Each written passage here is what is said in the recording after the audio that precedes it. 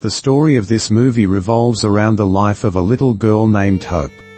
She lives with her parents in a small town in South Korea. Her parents are poor and both of them work very hard. They have a hard time making ends meet. Their neighbors are very nice to them. They have a young son who goes to school with Hope. But he doesn't go to school with her because he says that Hope makes fun of him. One day, it was raining and she was already late for school. Her mother tells her that I will go to school with you, but she says no, I will go by myself. You take care of your shop. Her mother tells her not to go through the narrow streets but to take the main road because the streets are muddy. When she gets close to the school, a drunken man stops her. She looks around but there is no one on the road. The man tells her to share the umbrella with him. Because Hope is a good girl, she feels sorry for the man and walks with him. The man carries her to a deserted construction site, wraps her, and then beats her to the point of death. Her parents were busy at work when they get a call that their daughter is in the hospital. They both rush to the hospital and after seeing their daughter's condition, their condition deteriorates, especially that of Hope's mother.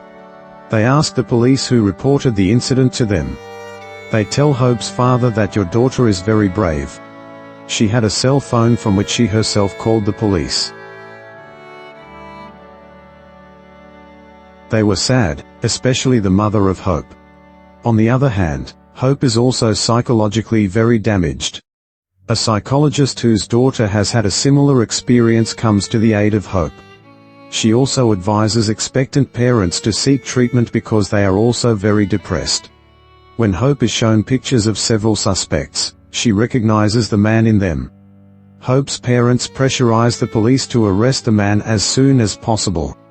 Police raid a place and arrest the man. But before the police can begin their operation, the news spreads in the media, which brings disgrace to Hope and her family. When the media arrives at the hospital, Hope is being moved from one room to another. Hope, who is very scared after this incident, is also afraid of her father, and asks him to leave her because she considers her father to be the same attacker. The father becomes very sad because his daughter no longer wants to talk to him or look at him. Hope's mother, on the other hand, opposes her psychological treatment at first because she wants her daughter to recover in her own way, but later when she sees her daughter's condition, she agrees. Hope's parents are very poor, due to which they have a lot of difficulty in treating Hope. But his friends who work with him in the factory all give him their savings so that he can treat his daughter. The biggest helpers are their neighbors who are with them at all times. The psychologist hires Hope's favorite cartoon character to divert Hope's attention from the incident. But the cost of that costume is very high, so her father has to give it back. The owner of the costume thinks that these people are helpless, so he gives him an extra costume and tells him that when it's free, give it back. And treat his daughter well. Now Hope's father himself goes to her room, wearing that cartoon costume. And without talking to her, he befriends her. Now Hope's condition is slowly getting better and she is able to go home. When they are going home, on the way Hope sees the place where she was raped. Her condition worsens for a while but her parents encouraged her. Her home is decorated with cards and flowers by her villagers and her friends. Seeing all these things, Hope slowly begins to build confidence, but she is still not enthusiastic enough to go to school. Because she can't face her classmates. On the other hand, the trial of the man who raped Hope begins. Hope's lawyer tells the court that Hope has identified the man and there are fingerprints on that site as well. His clothes have been found and there are traces of blood of Hope on them too. Therefore, it proves that this crime was committed by this man. The judge asks the culprit, "Tell me, have you committed this crime?" He says, "No, I drank too much that day and I went home and slept," so he doesn't remember anything. He says about the blood stains on his clothes that it was stolen 2 days before this incident. The judge gives the next date to his lawyer and sends the accused into police custody. Hope now slowly goes to school. Her classmates now go to school with her. Her father goes to school wearing the same cartoon costume during lunch break at work and they try to reassure her that her friends are there for her now. And she is not alone. Hope is slowly coming back to normal life. She saw her father in that cartoon costume. She asks him to take off his head. When he removed the head, she hugged him.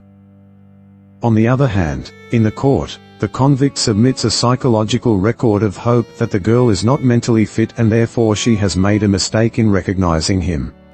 The court calls Hope to testify. But her parents say that she has just gotten a little better, lest her condition be worsen after seeing that man. For this reason, the father of Hope goes to prison to meet the culprit and asks him to accept his crime. The man says, "Forget what happened and forgive me. When I go out I will earn some money and give it to you. And if I am imprisoned, then when I come out I will hopefully do again what I have just done to her." Hope's father is furious at this. He wants to cut the man's head off, but he is sitting on the other side of bulletproof glass. Hope finally goes to court on the day of the trial and identifies the man. The lawyer asks her 2 or 3 times, that if she believes that he is the same person. She says yes, "I remember his eyes and face." The judge gives the offender one last chance to say something in his defense. "I didn't do it, I was drunk and I don't remember anything," he says. "You know, I didn't do that." And starts to cry that I am innocent. The judge says that he has reached his verdict, and after looking at all the witnesses and evidence it has been proved that this man is the rapist. So, the court sentenced him to 12 years imprisonment. In addition, the amount demanded by the expectant parents is denied. People get angry at the decision that only 12 years imprisonment for such a heinous crime? This is an abuse of the girl, but the judge leaves after giving the verdict. Hope's father goes mad with rage. He picks up the judge's name tag and wants to smash rapist's head. But Hope catches his leg and says that "Dad, please stop it. He has been punished for his deeds." His father stops to see this. And the police take away the culprit. At this point, the movie comes to an end. Thanks for watching.